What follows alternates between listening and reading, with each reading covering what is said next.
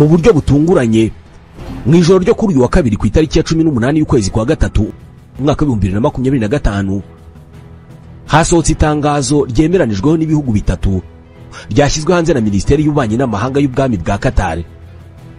Ni itangazo ryemezaga ko Emir wa Qatar Sheikh Tamim bin Hamad Al Thani yahuje Perezida wa Repubulika y'u Rwanda Paul Kagame na Perezida wa Repubulika ya Demokarasi ya Kongo Antoine Felix Tshisekedi bakagirana ibiganiro bigamije guhosha umwuka mubi umaze igihe hagati y'ibihugu byombi. Ni inama yagarutse ku gushyigikira inzira yatangijwe n'umuryango wa Afurika y'Uburasirazuba EAC n'ubukungu bw'ibihugu byo muri Afurika y'Amajyepfo SADC nk'uburyo bw'ibanze bwo kugera ku gisubizo kirambye cy'amakimbirane yo muri Repubulika ya Demokarasi ya Kongo. Hanagarutswe ku kamaro ko gukemura ikibazo cy'umutwe wa FDLR no guha u Rwanda n'akarere kose icyizere gifatika cy'umutekano. Aba bakuru b'ibihugu byombi baganiriye kandi ku kamaro k'ibiganiro bya politike byihutirwa n'umutwe wa AFC M23 nk'intambwe y'ingenzi mu gushakira igisubizo umuzi w'amakimbirane yo mu burasirazuba bwa Repubulika ya Demokarasi ya Kongo.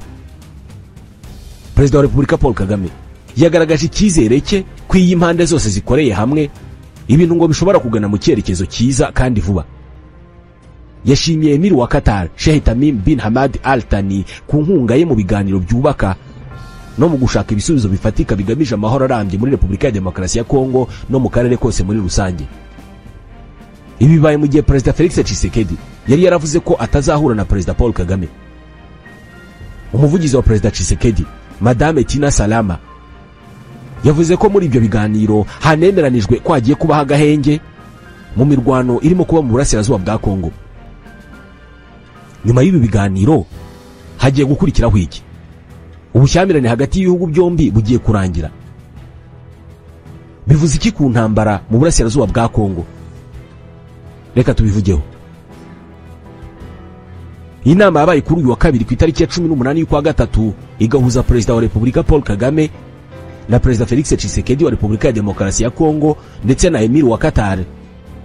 Ntabwo yari igamije gusimbura inzira zisanzweho zashyizweho zigamije gukemura iki kibazo kiri hagati y'ibihugu byombi n'intambara mu burasirazuba bwa Kongo. Ni ingamba zirimo ibiganiro bya Rwanda byashyizweho n'umuryango wa Afurika yunze ubumwe. Ifoto yashyizwe kuri internet na Minisiteri y'Ububanyi n'Amahanga ya Qatar, Presidence y'u Rwanda na Presidence ya Repubulika ya Demokarasi ya Kongo igaragaza Emir wa Qatar Sheikh Tamim bin Hamad Al Thani yicaye hagati. Ku ruhande rumwe hari Perezida wa Repubulika Paul Kagame, mu gihe ku rundi hari Perezida Tshisekedi. Abakuru b'ibihugu bashimye intambwe imaze guterwa binyuze mu biganiro bya Rwanda na Nairobi hamwe n'ibyavuye mu nama yahuje umuryango wa Afurika y'Uburasirazuba n'umuryango wa SADC ikabera Dar es Salaam ku itariki ya 8 y'ukwezi kwa kabiri muri uyu mwaka. Iri tangazo ryashyizwe hanze na Minisiteri y'Ububanyi n'Amahanga ya Qatar ryagiraga rita abakuru b'ibihugu bashimangiye ubushake bw'impande zirebwa n'ikibazo bwo guhagarika imirwano nta yandi mananiza nk'uko byemeranijweho mu nama ziheruka. Bemeranije kandi gukomeza ibiganiro byatangijwe na Doha bigamije gushyiraho umusingi ufatika ugamije gushaka amahoro arambye bigendanye n'ibiganiro bya Rwanda na Nairobi byahujwe muri iki gihe. Perezida Paul Kagame na Perezida Tshisekedi bashimiye Emir wa Qatar ku biganiro byiza byafashije mu kubaka icyizere mu rugendo rugamije gushakira amahoro Repubulika ya Demokarasi ya Kongo n'akarere muri rusange. Qatar imaze kuba umuhuza mu makimbirane menshi ku isi. Ibiheruka naho iki gihugu kirimo gukorana na Misiri na Leta Zunze Ubumwe za Amerika mu gushakira umuti intambara irimbanyije hagati y'umutwe wa Hamas na Israel muri Gaza. Inama ya Perezida Paul Kagame na Felix Tshisekedi bigizwemo uruhare na Qatar ntabwo yarizwe, ndetse abantu benshi batunguwe no kumva ko ibi biganiro byabaye. Ku itariki ya 23 y'ukwezi kwa mbere mu 2025 byari byatangajwe ko hari mu biganiro bihuza impande zombi muri Qatar. Gusa ibi biganiro ntibyabaye kubera ko uruhande rwa Repubulika ya Demokarasi ya Kongo rwanze kwitabira ibyo biganiro ku mpamvu z'uko ngo Qatar ari igihugu cy'inshuti ikomeye y'u Rwanda. Gusa guverinoma ya Repubulika ya Demokarasi ya Kongo nyuma yaje kuvuga ko ititabira ibyo biganiro ngo kubera ko hari izindi gahunda abagombaga kubyitabira bari bafite i New York. mbere y'icyo gihe kandi nabwo perezida Tshisekedi yari yanze guhura na perezida Paul Kagame. Yari yabisabwe na perezida w'Ubufaransa Emmanuel Macron, ariko abitera utwatsi. Muri iyo minsi nibwo perezida Tshisekedi yari mu bikorwa byo kwiyamamaza ku mwanya w'umukuru w'igihugu, ari nabwo yavugaga ko azahurira na perezida Paul Kagame mu ijuru gusa. Perezida Paul Kagame yaraherutse kuvuga ko niyongera kwicarana na perezida Tshisekedi ngo azamubwira ko atarakwiye kuba yobora Repubulika ya Demokarasi ya Kongo. Mu kiganiro aherutse kugirana na Mario Naufal, yavuze ko kuganira na perezida Tshisekedi ngo ari ibintu bigoye, kubera ko iyo bahuye nyuma y'inama ngo ahindura ibyayivugiwemo. Ati nagiye nganira nawe kenshi, ati mwemeranye ibintu yaba agisohoka mu muryango w'icyumba mwaganiriyemo akaba yabyibagiwe cyangwa se akabihindura, cyangwa ukumva avuga ngo oya ngibyo ntabwo twabivuze. Yavuze ko yifuza ko Tshisekedi atakabaye ari perezida wa kiriya gihugu cyiza. Yongeraho ati kandi rwose ubutaha ninongera guhura nawe nzabimubwira imbona nkubone. Ni ibiganiro bitunguranye kuri benshi, kubera ko perezida wa Repubulika ya Demokarasi ya Kongo Felix Tshisekedi yari yaramaramaje ahakana ko atazigera ahura na perezida Paul Kagame w'u Rwanda uretse bahuriye gusa mu ijuru.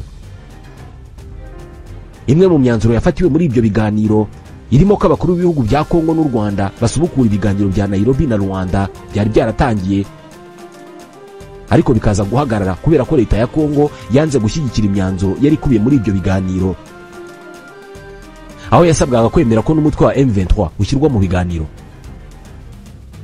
Imbere ya Emir wa Qatar Sheikh Tamim bin Hamad Al Thani wari uyoboye ibyo biganiro, ba perezida Paul Kagame na Tshisekedi bemeranije ko bagiye kugira uruhare mu gufata ingamba zo guhagarika intambara ibera mu burasirazuba bwa Kongo, nk'uko byari biherutse gusabwa n'inama yahuje abahagarariye ibihugu bigize umuryango wa EAC na SADC ku itariki ya 8 y'ukwa kabiri. Perezida Paul Kagame na perezida Tshisekedi kandi bemeranijwe ko bakomeza kugendera no kubahiriza ibyaganiriweho mu murwa mukuru wa Qatar Doha kuri itariki ya 18 mu rwego rwo kubaka umusingi w'ibiganiro bigamije amahoro arambye, byose bikajyana no gushimangira intambwe yo kwemera kuganira nk'uko biteganywa n'ibiganiro bya Rwanda na Nairobi. Ba perezida b'ibihugu byombi kandi bashinye leta ya Qatar yabahaye ikaze mu biganiro bigamije kubaka amahoro arambye, kandi bizeza Emir wa Qatar ko bagiye gushyira mu bikorwa imyanzuro bemeranijweho kugira ngo bafatanyirize hamwe kugarura amahoro mu karere. Perezida wa Repubulika Paul Kagame yaherukaga kuganira n'itangazamakuru avuga ko nta cyatuma adahura na perezida wa Repubulika ya Demokarasi ya Kongo, ariko ngo ntabwo byaba ari uguhura gutyo gusa, ngo kwaba ari uguhura kugamije kugira icyo bageraho mu birebana no kugarura amahoro mu karere.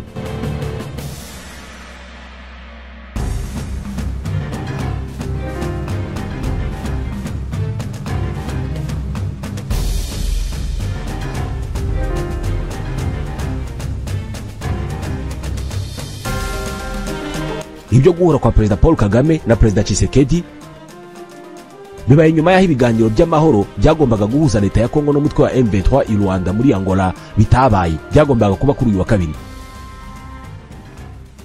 Kubaho kw'ibi biganiro ni igitekerezo cyari cyazanywe n'umuhuza muri ibyo biganiro bya Rwanda.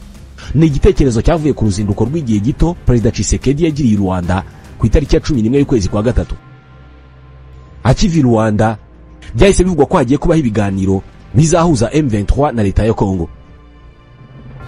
Umuhuza muri ibyo biganiro perezida wa Angola Joao Lourenço yahise anatangaza ko bizaba ku itariki ya 18 y'ukwezi kwa gatatu, ndetse impande zombi M23 na leta ya Kongo bihabwa ubutumire binemeza ko bizitabira.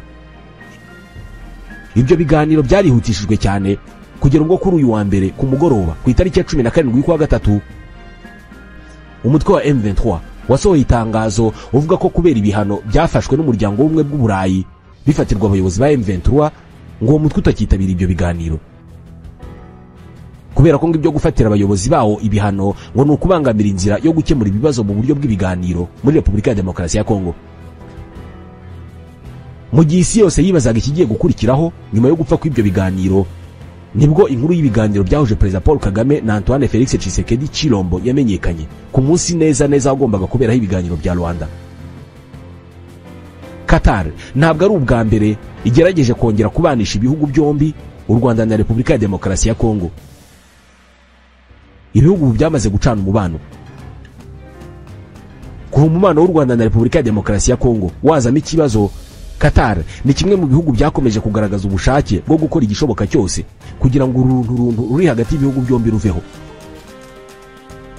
Qatar yatangiye kuvugwa mu biganiro bigamije kunga u Rwanda na Repubulika ya Demokarasi ya Kongo mu myaka ibiri ishize, mu kwa mbere mu 2023 ubwo iki gihugu cyateguraga ibiganiro byagombaga guhuza abakuru b'ibihugu byombi. Ibi biganiro byaje gukomwa mu nkokora nuko Perezida wa Repubulika ya Demokarasi ya Kongo Felix Antoine Tshisekedi yanze kubyitabira. Ibi biganiro kandi byagombaga kuba birimo abahagarariye Angola, Kenya n'umuryango wa Afurika yunze ubumwe. Icyo gihe iyi myitwarire ya Perezida Tshisekedi ntabwo yigeze ica intege abayobozi ba Qatar, kubera ko bivugwa ko habaye ibindi biganiro nubwo bitigeze bimenyekanishwa mu itangazamakuru, ariko nabyo byaje kurangira nta masezerano asinywe kuko Perezida Tshisekedi atabonetse ngo yashyireho umukono. Nubwo hakomeje kubaho imbogamizi, kugeza ubu Qatar yari igikora ibishoboka byose kugira ngo habeho ibiganiro bishobora kunga u Rwanda na Repubulika ya Demokarasi ya Kongo binyuze mu kubahiriza imyanzuro y'ibiganiro by'i Rwanda muri Angola. Nk'uko byatangajwe n'ikinyamakuru cyo muri Qatar cyitwa Al Arabi Al Jadid mu mpera z'ukwezi kwa kabiri mu 2023, Minisitiri w'ububanyi n'amahanga wa Angola nk'igihugu cy'igihuza Tete Antonio yagiriye uruzinduko i Doha muri Qatar ndetse ashyikiriza Emir wa Qatar Sheikh Tamim bin Hamad Al Thani ibaruwa ikubiyemo ubutumwa bwa mugenzi we Joao Lourenço. Kuri uwo munsi ibiro bya Sheikh Tamim bin Hamad Al Thani byavuze ko iyi baruwa yashyikirijwe Emir wa Qatar yari irimo ubutumwa bujyanye n'umubano wa Angola na Qatar. Gusa hari amakuru yemeza ko yari nakubiyemo ubutumwa bujyanye n'aho ikibazo cy'umubano w'u Rwanda na Repubulika ya Demokarasi ya Kongo kigeze. Nyuma y'ibi biganiro, Minisitiri w'ububanyi n'amahanga wa Angola yabonanye na mugenzi we wa Qatar Mohamed bin Abdulrahman Al Thani, ndetse Minisiteri y'ububanyi n'amahanga iza kwerura yemeza ko mu byo baganiriye harimo n'ikibazo cy'umutekano mu karere k'ibiyaga binini. Amakuru yari ahari icyo gihe yemezaga ko nyuma yo kwakira ibaruwa ya Perezida Joao Lourenço, Sheikh Tamim bin Hamad Al Thani nawe ngo yamusubije binyuze kuri Dr Mohamed bin Abdelaziz Al Khulaifi. Nyuma y'ibaruwa kuwa kabiri ku itariki ya mbere y'ukwezi kwa gatatu mu 2023, Dr Mohamed bin Abdelaziz Al Khulaifi n'intumwa ze bahise bagirira uruzinduko mu Rwanda ndetse banagirana ibiganiro na Perezida Paul Kagame, banamushyikiriza ibaruwa ikubiyemo ubutumwa bwa Sheikh Tamim bin Hamad. Ubushake bwa Qatar mu guhuza u Rwanda na Repubulika ya Demokarasi ya Kongo bwanashimangiwe n'umuvugizi wa Minisiteri y'ububanyi n'amahanga muri Qatar Dr Al Ansari. Yavuze ko igihugu cye gikomeje gushyigikira inzira zisanzwe zihari z'ubuhuza zirimo n'amasezerano yasinywe hagati y'ibihugu byombi. Ubuhuza bwa Qatar bwanagarutsweho kandi na Perezida Paul Kagame mu kiganiro yagiranye n'itangazamakuru ku itariki ya mbere kwa gatatu mu 2023, aho yagaragaje ko nubwo ibiganiro bya mbere byateguwe n'iki gihugu bitagenze neza, ngo yizeye ko mu minsi izaza bishobora kuzatanga umusaruro. Ati abantu bagiye baganirira iki kibazo ahantu hatandukanye, mu muryango wa Afurika yunze ubumwe, muri Kenya, muri Angola, mu nteko rusange ya Loni i New York n'ahandi. Ati mu by'ukuri twagiye tukiganiraho hafi y'ahantu hose. Ati ubushize twagombaga guhurira muri Qatar, nanone tugaruka kuri iki kibazo, ariko ntibyabaye, wenda bizaba mu minsi bikiri imbere. Perezida Paul Kagame yagaragaje kandi ko uretse Qatar, mu bandi bagiye bagerageza kunga ibihugu byombi harimo na Perezida w'Ubufaransa Emmanuel Macron. Ati Perezida Macron ni umwe mu bantu cyangwa se ibihugu bikomeje kugerageza gufasha mu gukemura iki kibazo kiri mu karere kacu. Hata abantu bavuga uburasirazuba bwa Kongo, ariko icyo ntabwo ari igihugu, ahubwo ni Kongo. Kuri nge nta kibazo cy'uburasirazuba bwa Kongo gihari, ahubwo hari ikibazo cya Kongo, ari nacyo kigera ku karere. Repubulika ya Demokarasi ya Kongo ishinja u Rwanda gushyigikira umutwe wa M23 wo uvuga ko urwanyira uburenganzira bw'abanyekongo bavuga ikinyarwanda bakunze guhohoterwa. Perezida Paul Kagame yavuze ko nta mpamvu n'imwe yatuma u Rwanda rujya muri Kongo cyangwa se ngo rushyigikire umutwe wa M23. Ku rundi ruhande, u Rwanda narwo rushinja Repubulika ya Demokarasi ya Kongo gushyigikira no gukorana n'umutwe wa FDLR wiganjemo abagize uruhare muri jenoside yakorewe Abatutsi. Kandi mu gihe Qatar ikomeza gukora ibishoboka byose ngo umubano w'u Rwanda na Repubulika ya Demokarasi ya Kongo ukomeze, n'ejo bundi mu ntangiriro z'uyu mwaka wa 2025 Qatar yagaragaje ko yashakaga guhuza ibi bihugu byombi. Abaperezida bombi bagiye Doha, uwagiyeyo nyuma ni Perezida Paul Kagame wagiyeyo ku itariki ya 12 y'ukwa kabiri muri uyu mwaka.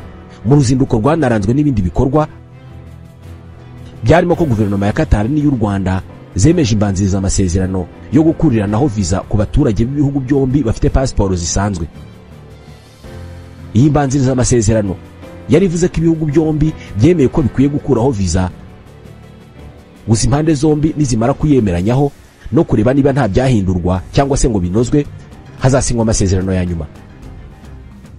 Iyi mbanziriza amasezerano yemejwe ku itariki ya 12 y'ukwa kabiri mu 2025. Igikorwa cyo kwemeza iyi mbanziriza amasezerano cyabereye mu nama ya guverinoma yayobowe na Minisitiri w'Intebe wa Qatar, akaba na Minisitiri w'Ububanyi n'Amahanga w'icyo gihugu Sheikh Mohammed bin Abdulrahman bin Jassim bin Jabel Al Thani. Kwemeza aya masezerano bivuze ko Abanyarwanda bazajya bashaka kugirira ingendo muri Qatar batazajya basabwa visa. Ni nako bizajya bigenda ku baturage ba Qatar bashaka kuza mu Rwanda. Umuhango wo kwemeza imbanziriza amasezerano wabayeho nyuma y'uko n'ubundi Perezida Paul Kagame yagiriye uruzinduko muri Qatar ndetse agirana ibiganiro na Emir w'iki gihugu Sheikh Tamim bin Hamad Al Thani. Ku mugoroba ku itariki ya 11 y'ukwa kabiri muri uyu mwaka nibwo Perezida Paul Kagame yageze i Doha muri Qatar mu ruzinduko rw'akazi. U Rwanda na Qatar bisanga ngo ubufatanye mu nzego zitandukanye zirimo umutekano n'izindi. Mu 2024 polisi y'u Rwanda n'urwego rushinzwe umutekano imbere muri Qatar basinye amasezerano y'imikoranire agamije gushimangira ubufatanye bw'impande zombi mu byerekeye umutekano no guhangana n'ibyaha. Ibihugu byombi kandi bifitanye imikoranire mu bijyanye n'ubwikorezi bwo mu kirere, aho biteganyijwe ko mu minsi iri imbere Qatar Airways izegukana imigabane ya 49% muri Rwandair. Uretse Rwandair, Qatar inafite imigabane ya 60% mu mushinga w'ikibuga cy'indege cya Bugesera. Bivugwa ko yishyuye miliyoni 780 z'amadolari kugira ngo cyubakwe ku buryo n'icyuzura neza kizaba cyakira abagenzi miliyoni 14 buri mwaka. Uyu mubano w'u Rwanda na Qatar niwo bamwe mu banyapolitike bo muri Repubulika ya Demokarasi ya Kongo bashingiraho bavuga ko Qatar idakwiye kuba umuhuza muri iki kibazo kubera ko ari inshuti y'u Rwanda. Ku rundi ruhande ariko ku itariki ya 6 y'ukwa mbere mu 2025 Perezida Felix Tshisekedi nawe yagiriye uruzinduko muri Qatar.